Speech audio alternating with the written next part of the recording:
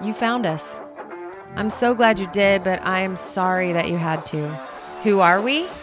I'll tell you what we're not. We're not old, we're not boring, and we're not giving up. So come on into our Widow Circle where trauma meets humor, and we remind you that you can not only survive, but thrive. This is Every Widow Thing. Welcome to this episode of Every Widow Thing. My name is Whitney, and there are 3 other widows here. Introduce yourselves. I'm Keira. I'm Holly. And I'm Lacey. We're not going to do that every time, but sometimes I feel like it's important because with 4 voices, you know, we know which one is yours. It can get mixed up. Today, we thought we would mix it up a little bit. Most of our themes are heavy because we're talking about death and it can get very heavy. So we decided that for this episode, we were going to try to keep it light. And then you go to, what's light about being a widow? There ain't much to talk about. But one of the things that I love to talk about are the signs that I get from my husband. So we thought it might be fun to talk a little bit about the idea of messages from the other side, from specifically our husbands. And it just ties in perfectly because I'm reading this book right now, ironically called Signs, The Secret Language of the Universe by Laura Lynn Jackson. And for those of you who have been listening, you know that I, Whitney, am all about that side, that spiritual, soulful side, talking. I love talking to mediums and getting my palm read and all of those things. So we're going to let the other widows talk a little bit first. So first of all, what do you guys... Was that something that you thought of fairly quickly after your husband died? Or was it something that you never think about? Like, give me a little insight into what you guys feel about signs. I kind of felt like once the shock wore off, because shock lasts about 6 weeks in sudden death. So I did the opposite. I did a lot of reading of understanding what happens with the trauma. With the trauma part of it, and also when they die, like what's happening to the body. I think it was easier for me to process the pain by going into my head. But as soon as that wore off, I started looking for signs because I was looking for any type of peace and comfort. And like you, I believe in God, but I was angry. I was angry at him for all that had happened. So I don't know if you guys experienced that too. I was too. Yeah, Very angry. So you weren't thinking... I wasn't looking at the time because I was angry, but I did have a friend that recommended a medium in Austin. That brought a lot of peace. Because you got to feel like you were hearing from Toby. Yes. Through the medium. Like the things she knew. She didn't know anything about me. She didn't even know my last name when I went in. And she started talking about the accident and like details. And I'm like, she would never have known that. So that's when I kind of started. That kind of opened up the idea in your head of, oh, maybe he's trying to talk to me. Mm-hmm. But you hadn't had any sensation before that? No, but she told me that he gave me signs in the hospital. And so then I was like backtracking. I was like, well, what were they? What were they? And she never told you. She didn't know. She didn't know. But he told her that he was trying to give you some signs. When things happen that fast, because people don't realize in sudden death, and it's instant, like it was for all, well, definitely us 3. You had not much time, but a little bit. There's no time to think, I'm going to pay attention to anything. I was so grateful for the shock because I didn't feel much. Well, in this book that I'm reading, it does talk about how right away they are trying to send us messages because they want to comfort us because they're fine. They're over there, full body, full heart, full emotion, full light, full everything. And we're the ones that are feeling terrible and anything but whole. And so they're trying to bring us some comfort and joy. So tell me, Holly, have you had a sign? Well, I've had a couple of, the big one that stands out is I was moving Gabe, my college 20-year-old, this past August. And when you're moving your college-age kids, don't cry, Lacey.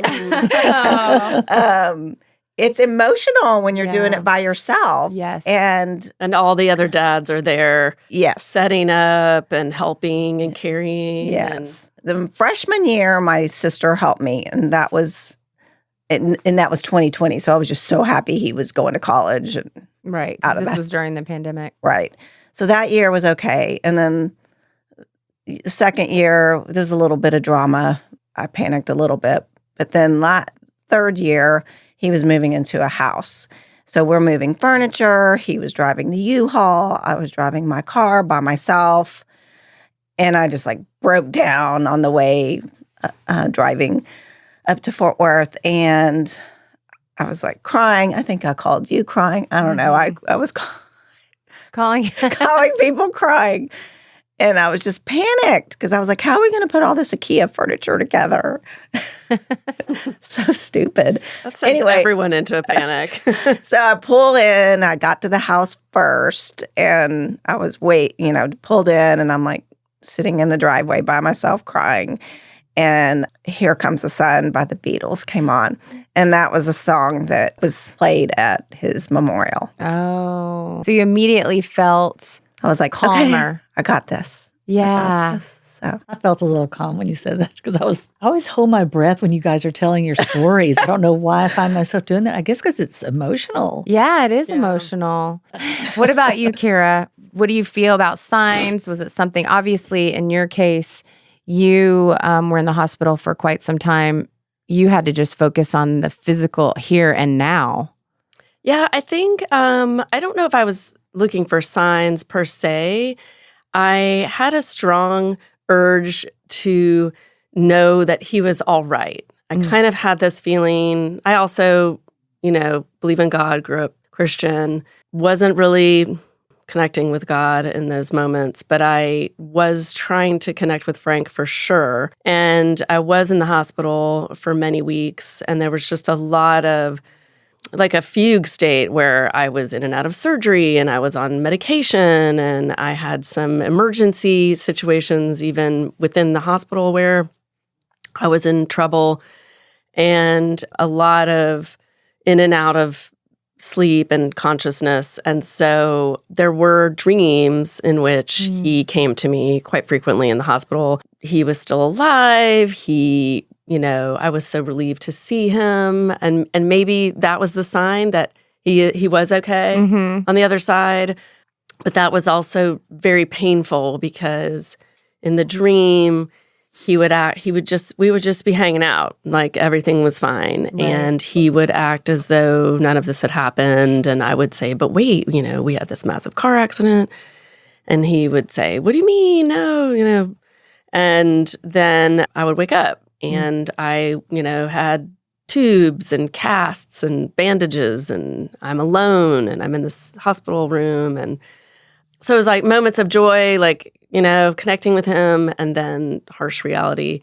So that, I don't know if that's a sign, but at least it gave me some reassurance, I guess, just to see his face and Yeah, I think they do come in dreams. connect with him. I think it is a sign. The confusion for me can be when the purpose is for them to come and bring us comfort and joy, and then that dream actually does the opposite. Or, Lacey, you've talked before about your dream situation with Oliver.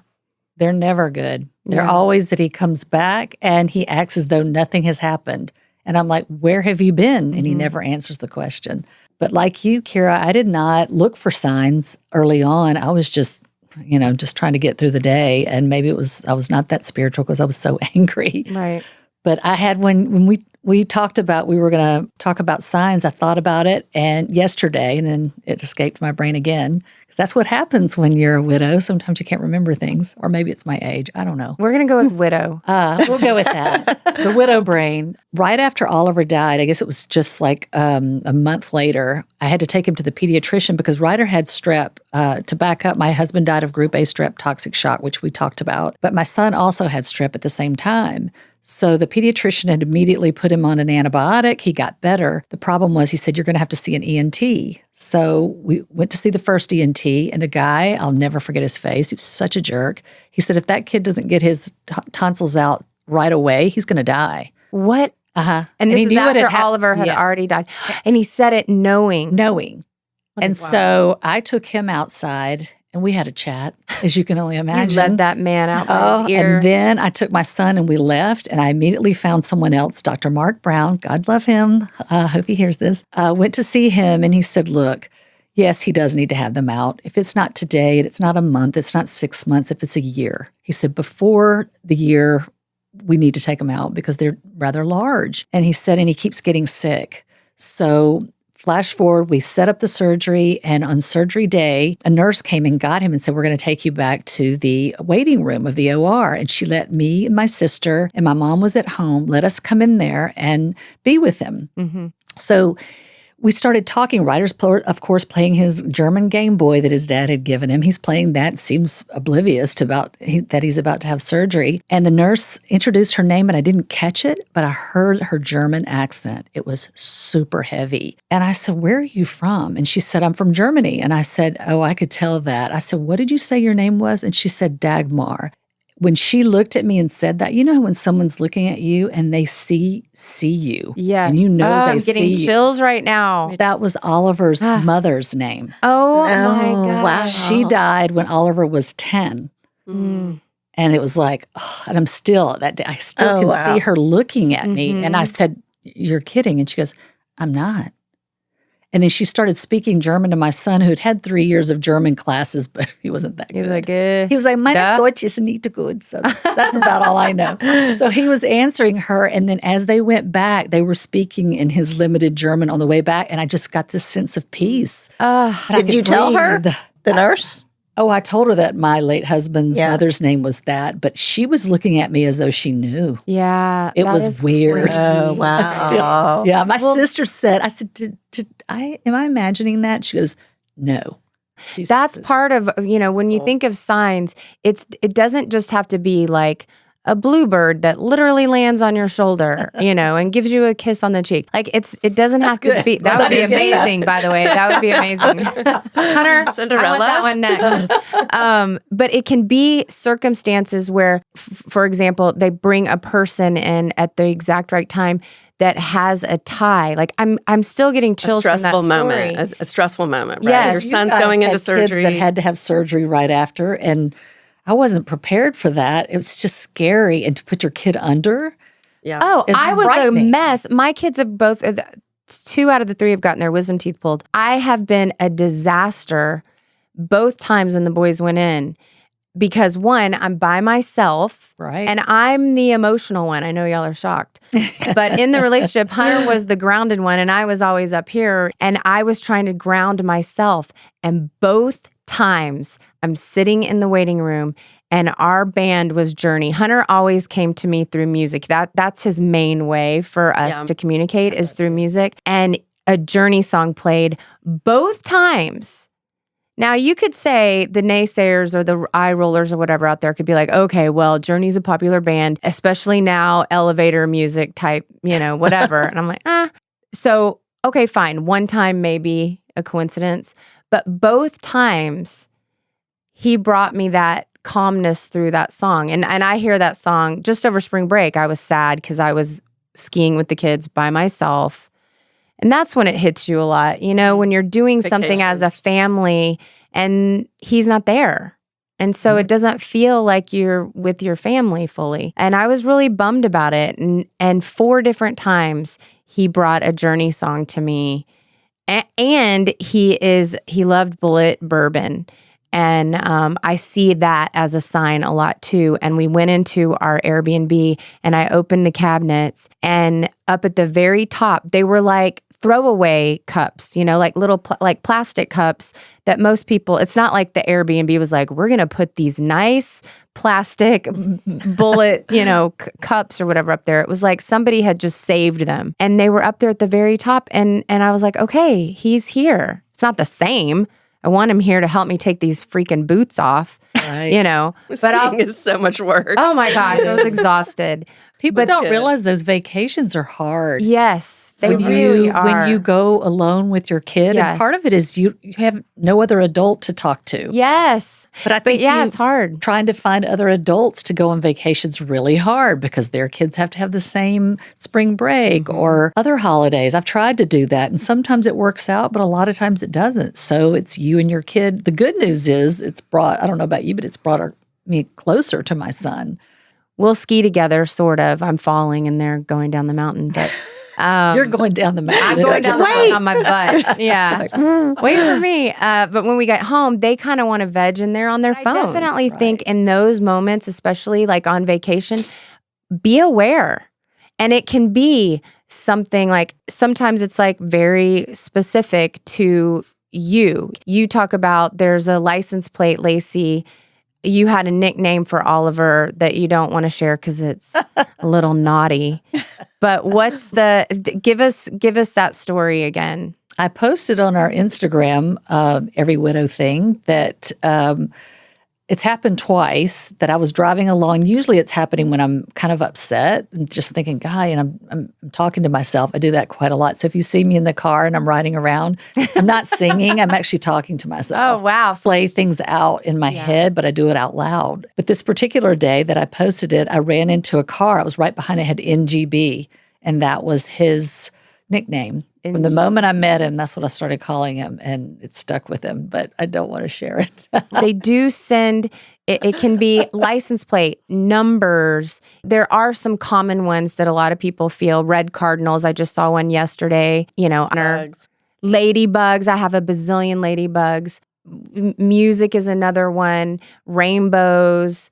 I have a story I want to share. Yes. Since we were talking about spring break. So our spring break plans got changed due to a tragedy. So my older son's, one of his best friends committed suicide. And so our plans changed. We were at a funeral over spring break.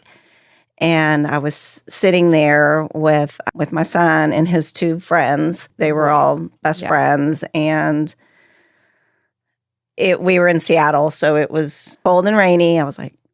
I stressed over what shoes I was going to wear to the funeral. We are sitting in the church, and the priest was talking about my son's friend and his life. And there were like windows in the church.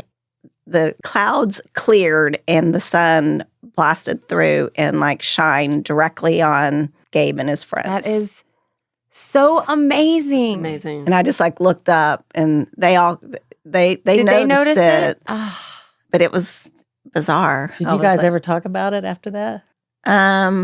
No, but I will talk to Gabe about. I mean, we were all, Yeah, I kind of thought about it later. His way I of noticed shining it down on in these the moment, boys. but I just was I like, love that. wow. And it actually, I know so many heavy thing. people say, Such well, a I don't hard get any thing. signs, but I'm telling you, you are getting something. And it's just, don't let your brain talk yourself out of it. A song will come on the radio, or you'll have a moment, a thought, all of a sudden they'll come into your head and you're like, oh, well, no, that's not them. Yes, it is. Yes, it is. Well, and since I met you, I've been better about that. I had a spring break sign also, and I tend to rationalize everything like, oh, well, that's just because this, that, and the other. And then I decided this time to just embrace it as, Frank reaching down and Yes. lending a hand. And So what happened? What was it? well, as you guys know, so my son Thomas, I have the two girls on either side, and then I have my son Thomas in the middle. He's also a senior in high school. We've been going through the college application process, which has been really stressful. And he has really tried to emulate his dad. He was 9 when his father passed. So he has a lot of memories and good memories. And, he plays soccer because of his dad. He plays guitar because of his dad. And he's very good at math. And at one point along the high school road decided, I want to study business. His father has an MBA from the University of Virginia. Last April, a good friend of Frank's from Darden Business School reached out and said, I'd like to take Thomas to, his name is also Tom, which I think is kind of cool. Oh, that's cool. I'd like to take Thomas to the Darden reunion with me and my daughter.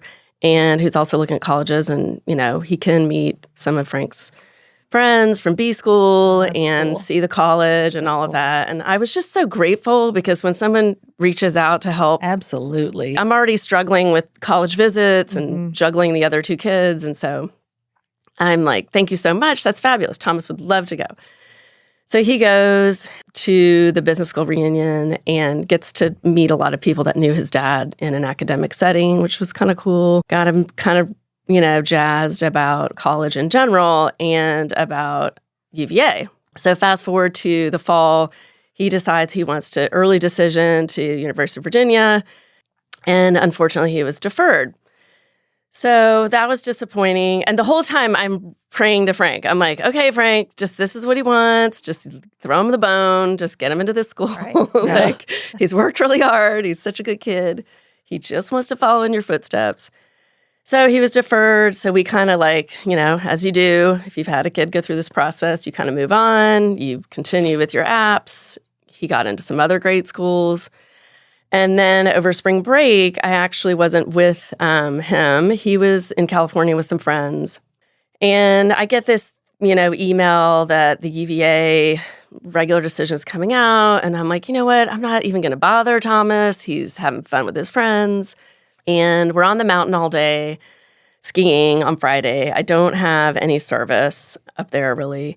So we get down the mountain, return put the equipment up, trudge back to the car in those horrible boots, get in the car, and I look at my phone, and there's a text from Thomas that he got into UVA. Oh, that's awesome. I know. And I mean, I just started bawling. And his sister from the back seat's like, Mom, what's wrong? That is so And I'm like, awesome. I'm just so happy for your brother. Like this is something he wanted. And I was like, in my head, I'm with my boyfriend. So in my mind, I'm like, thank you, Frank, for doing this for our son. And anyway, it was just, I took it as a sign. I mean, I could have said, oh, well, he just worked really hard and he's a really good student and he deserves to go there, which he does. I assume he's all been of there. it. Did he decide he's going to go there? Yeah. He's pretty excited about the option and he wants to go take another look. So we might go. Yeah, you're right. You can make the decision to say, no, it had nothing to do with signs. But why not believe that it actually does have something to do with our loved ones? Of course, when people die, their bodies die, the love that they have, their personalities, that energy, that's not gone. And so they still love us. They want to help us and protect us and support us. I choose to believe that most of the things that bring Hunter to my mind are from Hunter. For example, like I said, Hunter likes to talk to me through the music. He was very musical. He played the guitar and the drums, but he's very musical. He loved music. He was always looking for new bands and stuff to follow. He was also very athletic. He was a Renaissance man. He did everything well. One of the things that he wanted for our son, who was very athletic, is soccer and to be on a club soccer team. So when we moved to Austin, that was something that he wanted for my son. And I said, fine, you have to do that. I got 3 kids and I'm like, I'm not putting one more thing on my plate. You can handle that because it's out of town tournaments and back and forth. Holly, from baseball and stuff. And you did club soccer too, Keira, right? So much soccer. Yeah, it is ridiculous. So I was like, I'm not doing that. Have fun. And then he died. So guess who's stuck with it? Me. And there was one night, probably 2 months after Hunter passed away.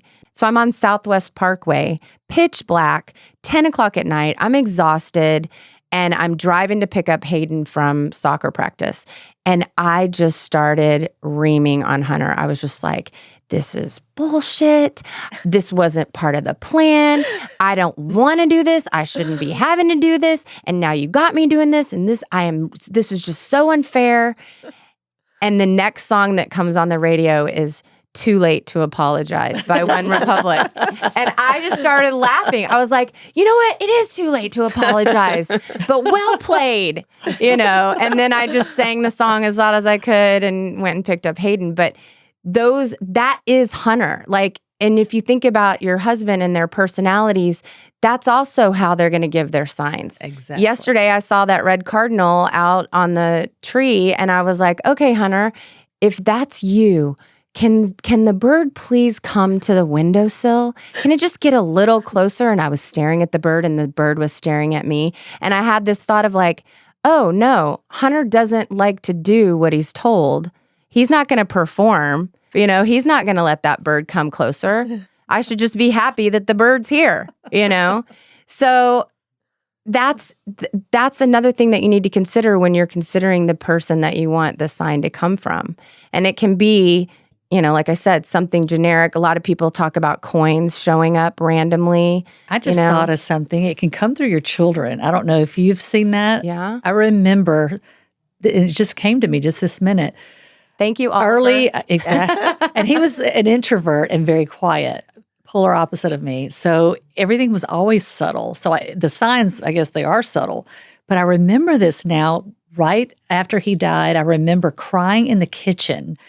And Ryder was, he's 6 years old. So I would let him see me cry a little bit, but never going into, quote, the ugly cry because I just didn't want to scare him. I went in the closet for those. I went to the bathtub. Yeah. And so I was sitting there crying, and he was upstairs. That's where his playroom was. So I could always feel like I could hear him. For some reason, I didn't hear him that day. And he came down the stairs, and he's such a sweet little boy. He goes, just let it out, Mama. And he took his hand and put it in the small of my back and rubbed it up and down. That's what his dad used to do. I just got chills. Like his dad would never come up and try to fix my problems because I hate when people do that. When you're having, just listen. Mm-hmm. He would always just go, okay, sweets. And he would kiss me on top of the head and he would rub in the small of my back and keep going. And I thought, did Ryder notice that he did that, or did he do that? And then I thought, he wouldn't have noticed that. Kids don't pay attention to stuff like that. No, he was 6. So in that moment, he could barely reach the small of your back, probably. You're so tall. Well, that's true. He was really little. He need was a really stool to little kiss the top of your head. Exactly. Oh, he'd need a ladder. No, I think that's Sweet. absolutely Oliver coming through. Those things are also validation so that your brain can't say, no, that's just a coincidence. Us all being together is a sign. I feel like our guys were like, we need to get our women together so that they can support and help each other now that we're not there. I don't think it's a coincidence. There's lots of widows that, especially Lacey, you've been introduced to. You're not pulling them into a group. No. There's a reason. There are many that I've met that are perfectly nice people, but you got to have more than just the fact that our husbands are gone to be able to hang out on them and do fun things with. Exactly. There's a deeper connection. It's an energy thing that I think our guys have kind of helped facilitate.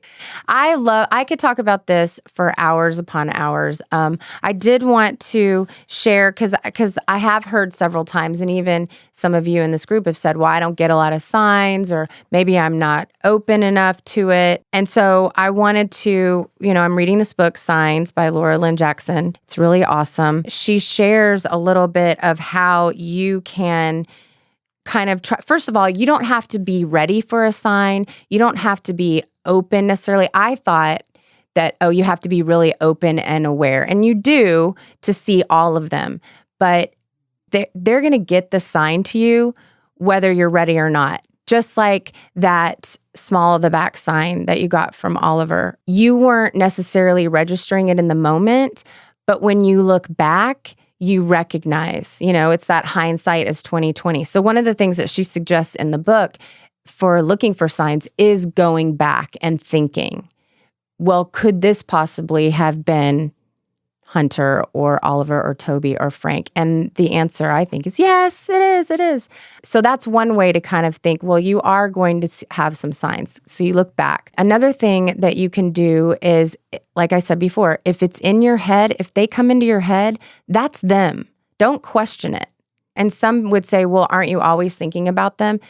It's different. You know what I'm saying? Like sometimes Hunter will come into my head and I just feel his sense of humor or something. It's not really from me. Does that make sense?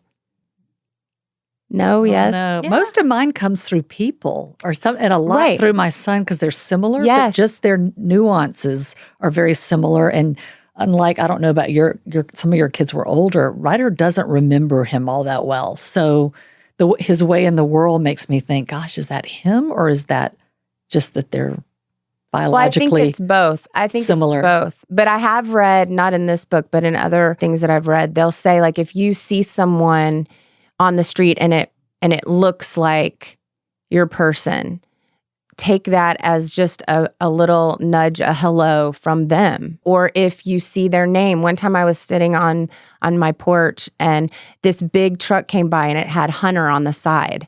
I'd never seen that truck before. I don't think I've ever seen it since. I see feel Ryder like that trucks was all him. the time. Though. Well, sure. But if you saw an Oliver, but when he was little, he thought those were his. I'll share one more because I know I'm sharing way too many, but this one was really crazy because I was driving in the car and I can't remember. I think it was early on and I was sad and I'm listening to the radio and I just said, I'm just really missing you right now.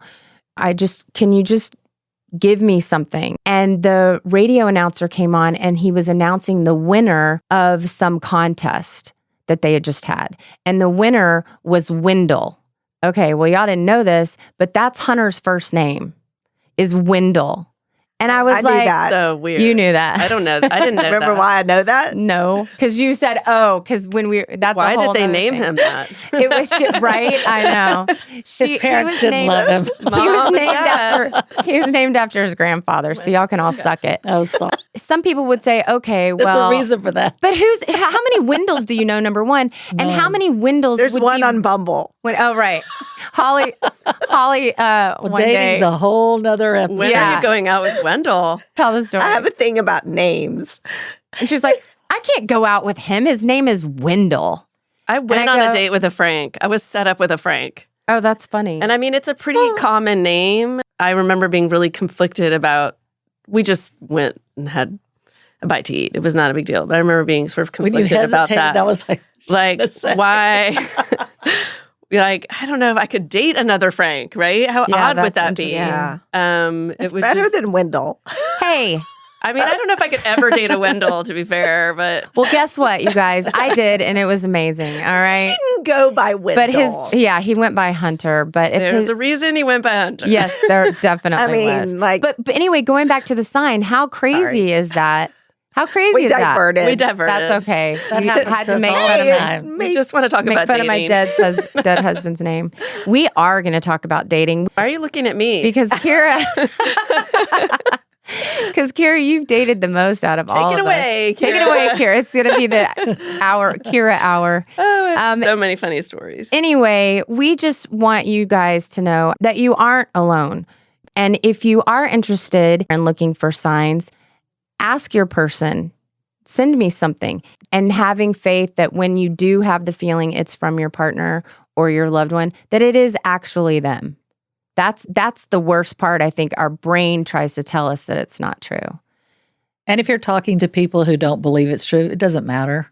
It doesn't matter what they think. It only matters what you think, that they were your person, not That's their right. person. That's And they right. didn't lose that person either. That's There's right. a big, because I'm sure all of you felt the same way, that the way you look at death is very different now that you've experienced it so closely. I mean, we probably all experienced death in terms of things that weren't as close as like a spouse. Right. But Yeah. this is very different. It is. So I just want to say one thing about signs, because for me, I tend to fight these things. I'm probably the opposite of Whitney. I'm not looking, I'm always looking for the rational explanation, and I'll even fight it. If it's coming at me, I'll rationalize and say, oh, well, this is that and the other. But this one time, a little bit over like a year and a half after Frank's death, I happened to be in San Francisco on a trip. I was on my own that day. I walked the whole city. I was just trying to, have some alone time without the kids and walking around the city. I end up in Golden Gate Park. I end up accidentally in the AIDS Memorial Grove. And there's this really lovely area that's it's like a grove. It's enclosed and it's quiet. There happened to be nobody else there. And I just sort of sat and took a moment. I looked down, and some of you may have been there, but there's a bunch of names on the ground, and it kind of spirals out into a spiral, and it's names of people that have passed away from AIDS. And I'm just sitting on this bench relaxing. I look down and the first name I see is Frank. And I'm going, okay, it's a common name. My eye just went there. And I played this little game with myself. I mean, if somebody had been there, they would have thought I was insane because I played this little game with myself where I looked away and I closed my eyes and I looked down at like a totally different area of the spiral. It's this big spiral of, hundreds of names. And I saw another Frank. And I was trying to just and Frank's not like, see, listen, woman. Right? I was really trying to just like snap out of it. This is crazy. I did it 4 more times. Oh and my I gosh, kept finding that's crazy. Franks in the spiral. And I don't know if that's just subconscious mind, if that was him. No, okay, stop. What? You're still doing it. I know. Of course it was him. I know there's other skeptics out there. What is wrong with thinking it was him? Like With why? all your dating, he wanted you to remember Right. Frank. Nothing wrong with it. But that was one of those like hammer over the head moments. Yes. I was like, okay, I can't be a skeptic anymore. This might be something coming through. And it was just this very peaceful, beautiful place, obviously, in memory of people that had passed away. So I did feel like, okay, of all the places, this is an appropriate space for him to reach out. Mm-hmm. I love it. But I haven't had a ton of those like hammer over the head like well, that. look at how you talk yourself out of things so quickly. It's just my He had to personality. prove himself like 4 times. And even now when you're telling the story, you're like, well, maybe. But look how far I've come now. No, I'm you're like, doing great. I'm like, thanks for UVA. I'm Yeah. going to put that on him. I'm giving that to him. I love it. If you think about your person, they loved us so much. They want us to be well. They want us to be happy. They want us to live life fully, especially now. They recognize when you're an earthly person, you don't realize that how special it is that we're all here. I mean, it's pretty amazing that we're literally spinning on this round thing in space. We can breathe. We can walk on. I mean, it's just crazy. My mind is being blown right now, as you can tell. Anyway, I'll get off my pep talking, but I love it. I could talk about it forever.